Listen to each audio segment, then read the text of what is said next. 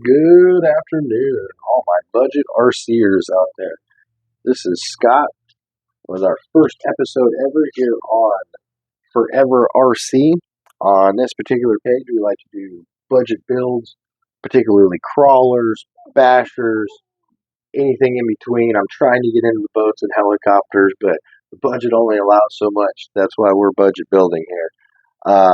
We're actually going to start this channel off with a newcomer that's been around for quite some time. This is the RGT Challenger. This is a 1/10 scale crawler. You guys might know the Challengers from, they had the Crusher a little while ago.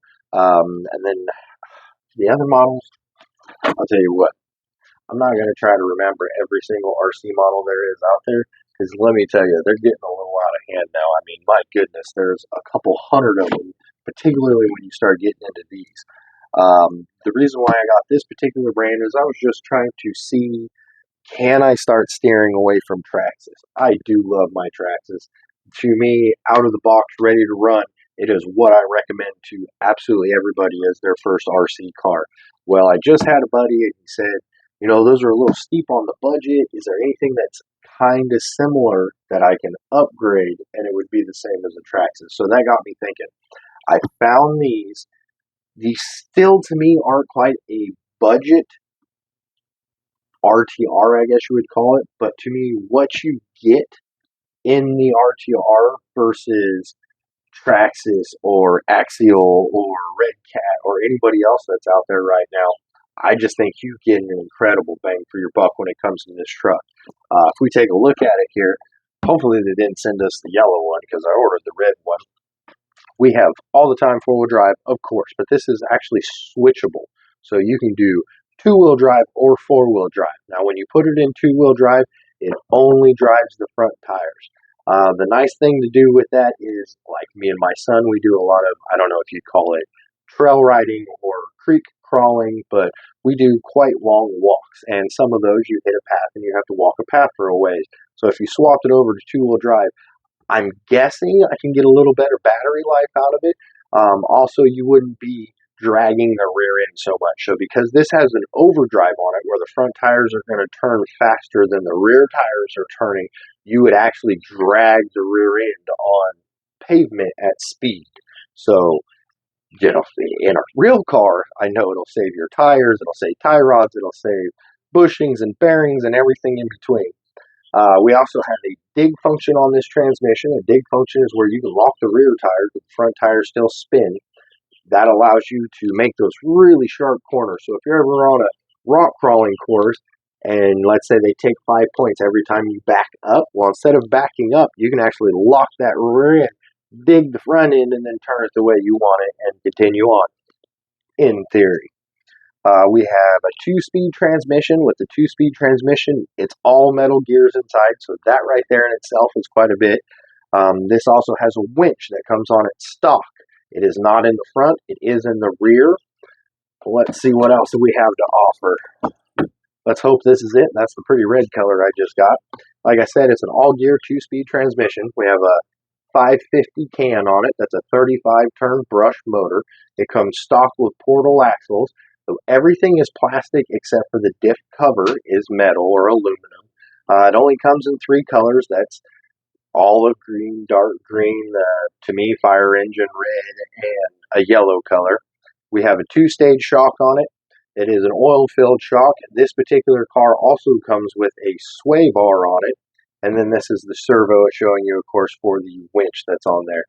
I'll tell you now, I haven't opened the box, but just looking at this blue color, I feel like that I might know where's that came from, or maybe the idea for it came from, I guess I should say. Nothing else really cool on the box. Let's see what else comes in here. We'll start right away. You get your manual. I'll open that up here in just a second. This is all the wood grain as far as goes on the side of the bed. I'll show you right now. There's not too many stickers on there because it looks like they do most of the work for you. We're going to set that to the side. Anything else in here? One more thing and we're done. No more box. Look at that. Now, I'm not going to lie, I had to cheat a little bit. I pulled it out. This is my first episode, and I didn't have my little microphone on. So I went a whole 25 minutes talking to nobody. So you don't get the pleasure of pulling the plastic off like I did. This came from all the way from China. I ordered on November 24th. I did not receive it until December 26th. So I did have to wait quite some time. Let's just hope it's worth the wait. Right out of the box, I can't get over how much metallic is in the paint. I mean, it's just, I don't want to say it's sparkly. It is not sparkly, but I don't know if the camera will do that justice and pick that up or not. But my goodness, that is some pretty paint. Now, I do have one gentleman that I know that's in our group, and he has one, and he says his red is painted on so thin that he can see the lights inside of the truck. And I'm looking at it now from every angle you can, and I don't know if they changed that or thickened the paint or now have a backer on it, but there's no way you're seeing through that. I mean, that is thick, beautiful paint on there. We had a train derailment on the way to me, and we did good. Great packaging. There's not a single scratch on it anywhere. No scuffs, no buffs, no nothing. So no complaints as far as that goes. Wow. Okay, I'm kind of a tire guy. I don't know if you can see my workbench, but down there I own close to probably 40 sets of tires. And the first thing that goes is always, look at that, is always the stock tire. And I'm not pushing down at all, but if I just push straight sideways, I mean, that is a sticky tire. If you can see on there, each one of the lugs actually has 1, 2, 3, 4 fingers per lug, and they are already pre-cut. I normally do this to my crawlers. The more fingers you have reaching out there and grabbing those rocks, the better you can get up in them. And this comes stock with it already done. I wouldn't have to, and it's actually what I call a double layer lug. I don't know what it's truly called, but as you can see, it has a smaller lug and then it widens out to a much thicker lug down at the bottom. So let's go ahead and open her up and see what's going on.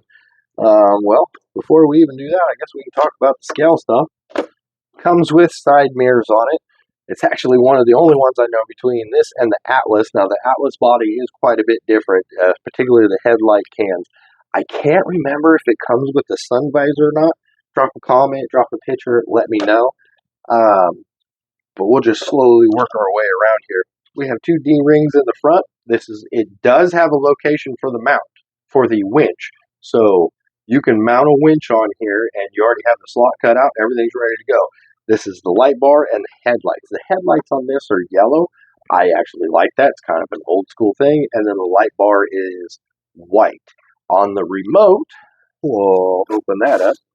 Some of us love it. Some of us hate it. This is the Dumbo RC remote. I mean, they come with just about everything nowadays. I don't see too much of a complaint. You can always get a much better remote, but for ready to run out of the box, it's a great remote. It's the same thing. I mean, we can say the same. I spent $1,200 and some dollars on this one, and this comes with the Spectrum, and everybody still upgrades this. I mean, there's always room for upgrades no matter what. It's just a matter of, let's get us out there, let's get us on the trail, let's get us into the hobby.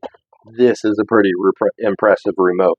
If we go ahead and power her up, everything we do has lights on it. You have your winch control. You can see in and out with your winch. On the side, when we're controlling our headlights, so we'd click it once, as you can see, it lights up. Twice, you get a blinking mode, and that would light up your lights and light bar. We have our dig feature. We have an open channel, so this is empty. We can put what we want to on this one. And then we have a slide that's actually a 2-channel. So the first one, that's going to give us 2-wheel drive. We're always the front spinning, like I said. It allows the rear to go into, I guess, a neutral state, I would call it. That way you don't get anything dragging, binding, or anything like that running down the path. And then if we give it one more click, that's actually going to lock the rear end and give us that dip. So then we can slide that front end around a tight corner, and I'm really excited for that. I haven't had an RC car yet that has dig function on it. We have some super cool plastic D-rings. License plate, of course, says Challenger. We have dual fans in the back.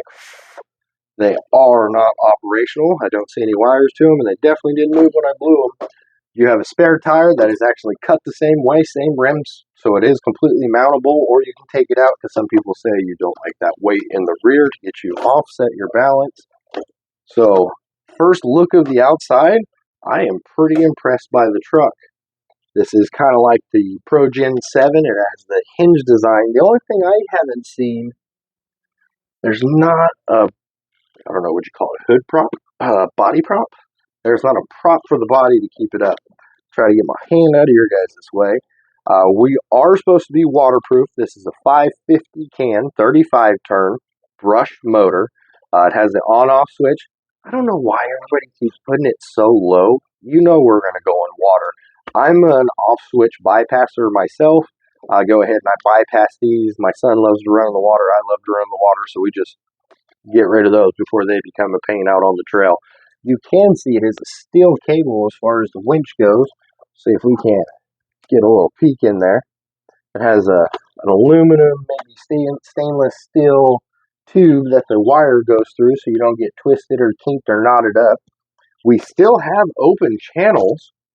So if we look on here, one channel is going to go to our headlights, of course. So we'll get rid of that one, and we still have 1, 2, 3, 4, 5. We have 6 open channels. One of those is controllable by the remote. The other, what I say 6, so the other 5 are not. You would just get straight power. So if I wanted to plug this in and turn the headlights on and just leave them on all the time, that's how I would do that. Wow, that's actually, you just barely set that down and she's ready to lock into place. That's kind of impressive. One little quarter turn of the screw, she's locked in. First thoughts on it, I'm kind of impressed. I'm not gonna lie. I didn't think the quality would be there. Let me slide my mat.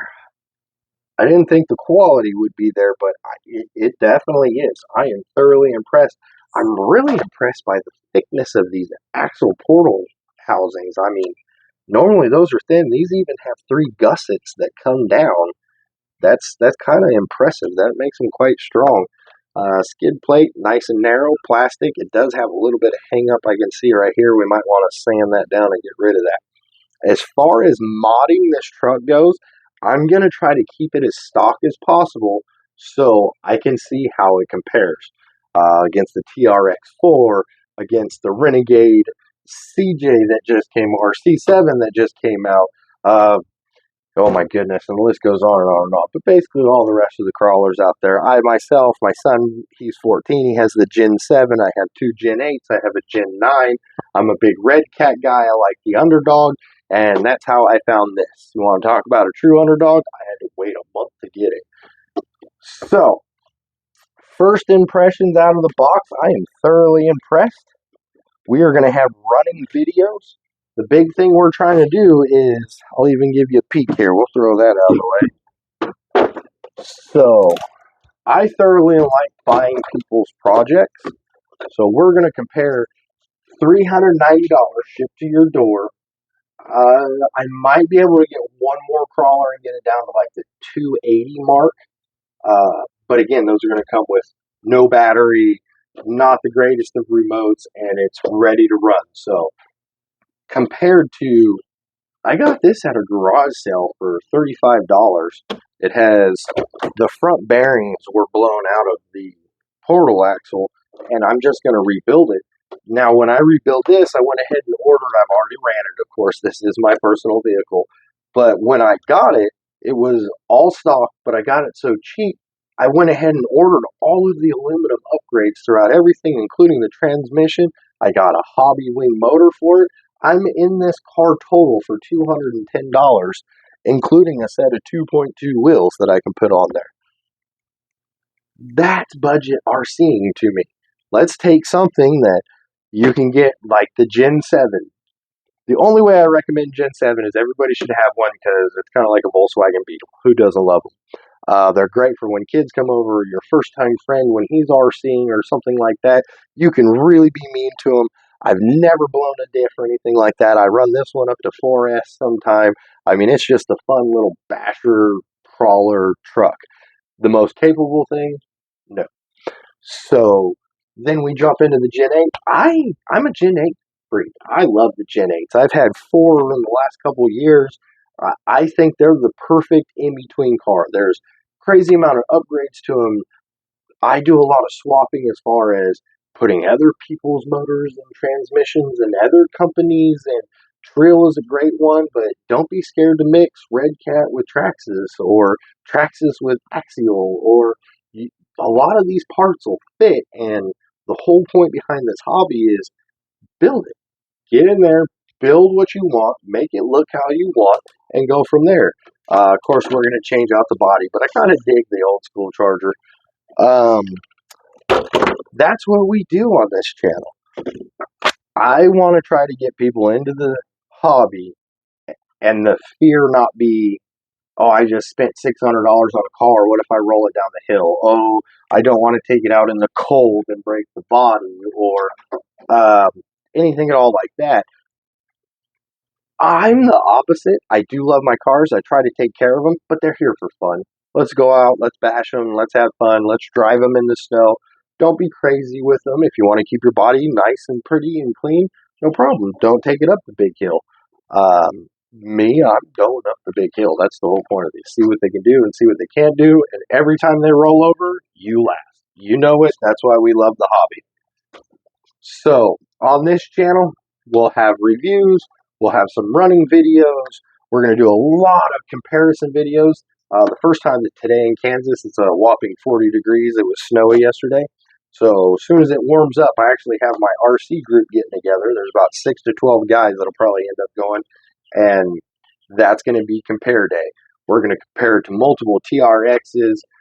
We will compare it to the TRX Defender, which is only option it has if this doesn't is the locking front and rear differential. This is more of a TRX Sport. This is already locked out differential. There's no servo for like. I kind of like it that way because I do so much water stuff that even with traxxas, who, don't get me wrong, I drive my traxxas in the pool. They truly are water-ish proof. But I have to have as much water protection as I can get. If we open her up one more time, we are. So the battery tray is actually in the back. I'm thoroughly impressed by how many shock positions you get so you can change accordingly. But the biggest thing is right out of the box, one are the grippy tires, but two, I mean, that's substantial. So we're touching right there. That's substantial amount of flex out of the box. I'm kind of wondering, I personally don't own the TRX4, but how flexible is it straight out of the box?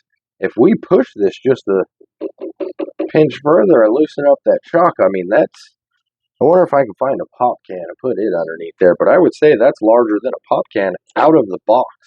There are quite a few mods that'll be done. Of course, immediately, if you wanted to, you can take off the rear sway bar and you'd get quite a bit more flex. But we all know the game. You can change your linkages forward, backwards, change the lengths, and continue to get a lot more flex. But out of the box, especially for the rear, I mean, that's substantial. Crazy grippy tires. We have a good motor. 35 turn should be plenty of power for us. It comes with the cool winch so we can get all those friends that didn't make it up the hill behind us. Well, guys, tell me what you think. Drop something in the comments. Tell me if I should keep doing reviews or find a new day hobby. I know RCs aren't leaving my life. We'll see if YouTube stays or not. I appreciate it. Anything you guys want to comment down below or let me know if I did a great job or a horrible job, I would appreciate that too. I'm going to try to come out with a video at least once a week. We won't do a running video for the 29th until at least the 4th. Between weather, New Year's, and that kind of stuff, I just can't get out and about. But until then, I'm going to try to put out 2 or 3 more videos, particularly on the Amazon budget build I have going on over here. I have a full description of it in the videos coming up. So hopefully we get to see you there and watch that too. All right, guys, I'm out. I appreciate it.